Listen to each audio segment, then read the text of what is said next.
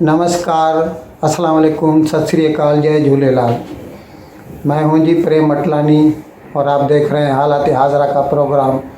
हकीकत ये है, प्रोग्राम की इब्तिदा में आपसे दरख्वास्त है कि जिस किसी साहब ने अब तक हमारे इस चैनल को सब्सक्राइब नहीं किया, बराए मेहरबानी जल्द से जल्द सब्सक्राइब करें, प्रोग्राम को लाइक करें, शेयर करें और घंटी का बटन दबाना न भूलें। नाज़रीन, इमरान खान लगता है अब अपने आपे से बाहर होते जा रहे हैं।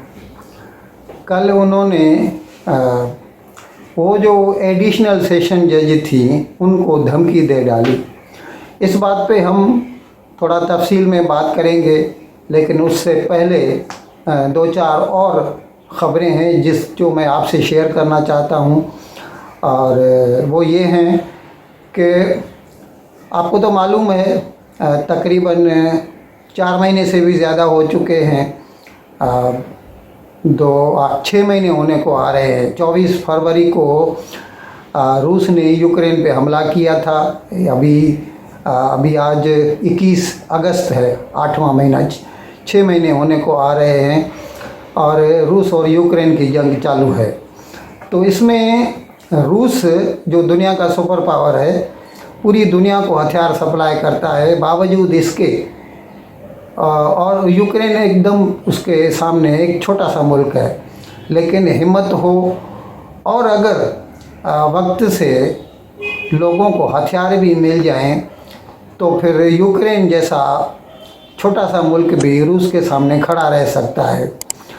अब सुनने में आया है, मतलब सुनने में क्या, यकीनी बात है ये, इतना तो आपको इल्म है ही कि यूक्रेन में जो मगरबी ताकतें हैं, यानी अमेरिका हो, जर्मनी, इंग्लैंड, फ्रांस वगैरह यूरोप की जो ताकतें हैं, वो भले सीधे सीधे उसमें हिस्सा नहीं ले रही हैं, नाटो उसमें कोई हिस्सा नहीं ले रहा जंग में, लेकिन वो मुकम्मल तौर पर माली और हथियारों की इमदाद वक्त ब वक्त फराहम करते रहे हैं गुज़िश्ता 6 महीने से। अब सुनने में ये आया है कि वो जो हथियार जो हैं या गोला बारूद जो है वो यूक्रेन तक पहुंचाने के लिए पाकिस्तान को इस्तेमाल किया जा रहा है। रावलपिंडी का जो नूर खान एयर बेस है, वहाँ से हथियार जो हैं वो उड़ के मेडिटेरेनियन से गुज़र के रोमानिया में जाके पहुंचते हैं और फिर वहाँ से वो यूक्रेन को सप्लाई किए जाते हैं।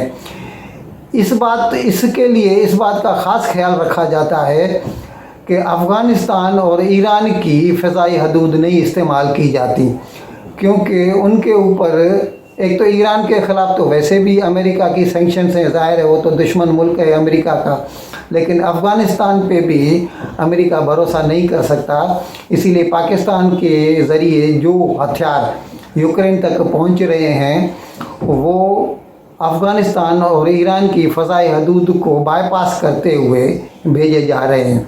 और आपको तो इल्म होगा ही कि गुज़िश्ता 2-4 रोज़ से यूक्रेन ने रूस के कई अड्डे बर्बाद कर दिए हैं, यानी रूस को लोहे के चने चबा रहा है यूक्रेन। हिंदुस्तान में कलाशनिकोव जो ऑटोमेटिक राइफ़ल है उसका एक नया कारखाना लगाया गया है। अमेठी यूपी में है, जहाँ पर पहले राजीव गांधी या फिर उसके बाद सोनिया गांधी या उसके साहबजादे राहुल गांधी वो मतलब वहाँ से पार्लियामेंट चुने जाते थे।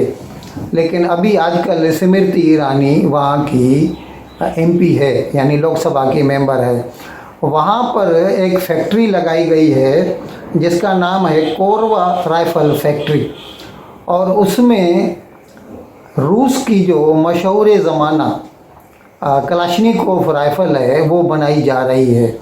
और बावजूद इसके कि रूस और यूक्रेन की जंग हो रही है और रूस के ऊपर अमेरिका और उसके जो इत्तेहादी हैं उन्होंने सैंक्शंस लगा रखी हैं, पाबंदियां लगा रखी हैं, लेकिन फिर भी ये कारखाना काम शुरू कर चुका है और जल्द ही 1 लाख राइफल्स बनाकर वो हिंदुस्तान की आर्मी को दे देगा।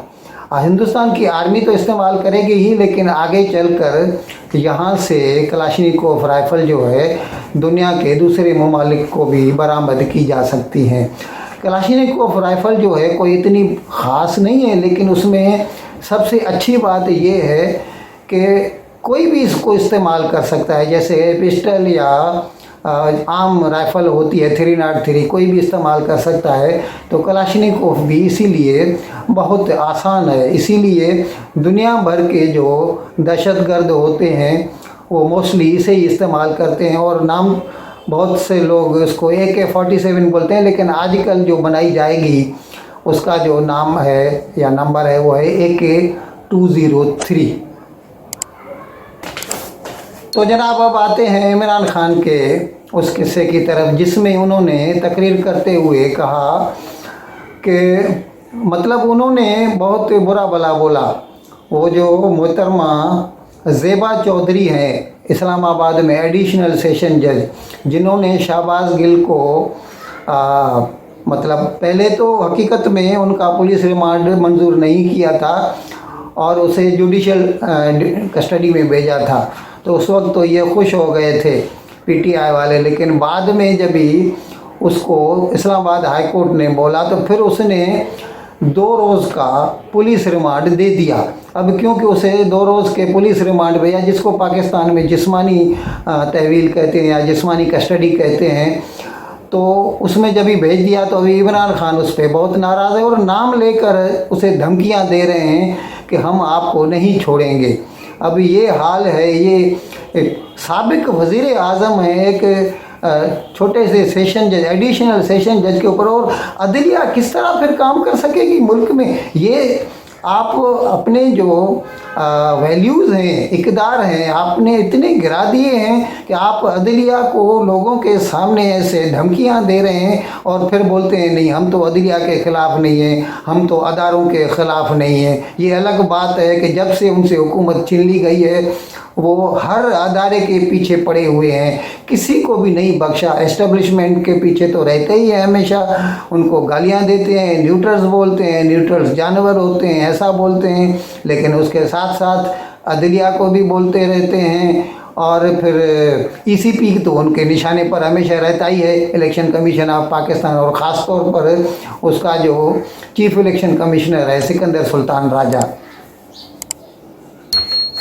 एक मरतबा फिर जनाब इमरान खान ने एस्टेब्लिशमेंट से वही डिमांड की है कि भाई आप PDM के जो चोर हैं, उनकी नज़र में वो चोर हैं, भले खुद कितने उन्होंने पैसे खाए हों, फराह जो मतलब खान थी या फराह गोगी थी उसके थ्रू, या बुशरा बीबी के थ्रू, या अब कुछ किसी के भी थ्रू, वो जो मलिक रियाज से लिए इतनी ज़मीन ली और 50 करोड़ लिए, उसको 5000 करोड़ का फ़ायदा पहुंचाया, या तोशा खाना का केस, या ऐसे कितने भी केसेस हैं इमरान खान के ख़िलाफ़, लेकिन वो फिर भी ईमानदार हैं।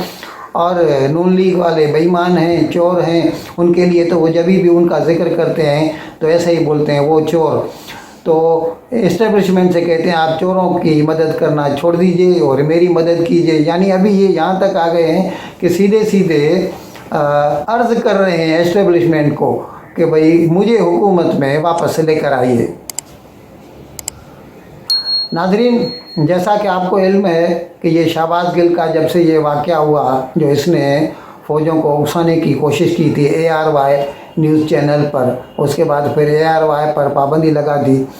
अभी पेमरा ने यानी Pakistan electronic media regulatory authority ने जो है पाकिस्तान के जो भी TV चैनल हैं उन सब के ऊपर इमरान खान की जो भी तकारीर हैं वो लाइव नशर करने पे पाबंदी आयद कर दी है।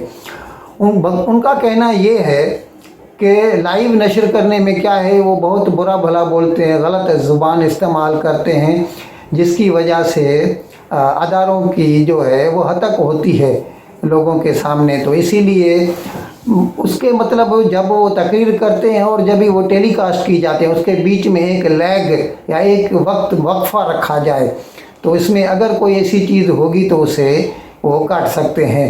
तो इसीलिए वो बोलते हैं पेमरा ने लाइव नशरियात इमरान खान की तकारीर पे पाबंदी आयद कर दी है।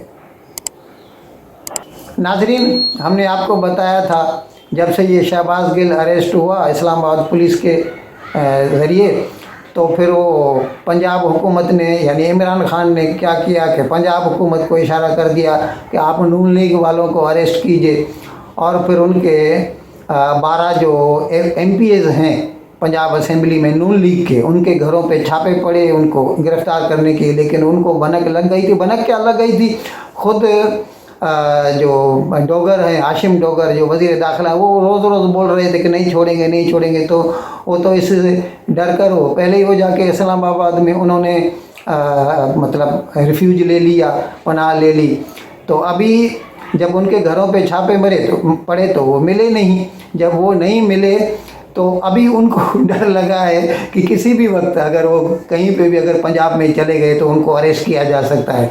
तो उन 12 जो भी MPs हैं, उन्होंने अभी उसमें वो लीडर उनका अता तारड़ है जो इंफॉर्मेशन मिनिस्टर था इससे पहले पंजाब की हुकूमत में, तो उसने इस्लामाबाद हाई कोर्ट में अपने बेल बिफोर अरेस्ट या एंटीसिपेटरी बेल जो कुछ बोले वो मतलब कबल अज गिरफ्तारी ज़मानत कबल अज गिरफ्तारी के लिए दरख्वास्त दी है, और उम्मीद है उन्हें ये बेल बिफोर अरेस्ट मिल जाएगा।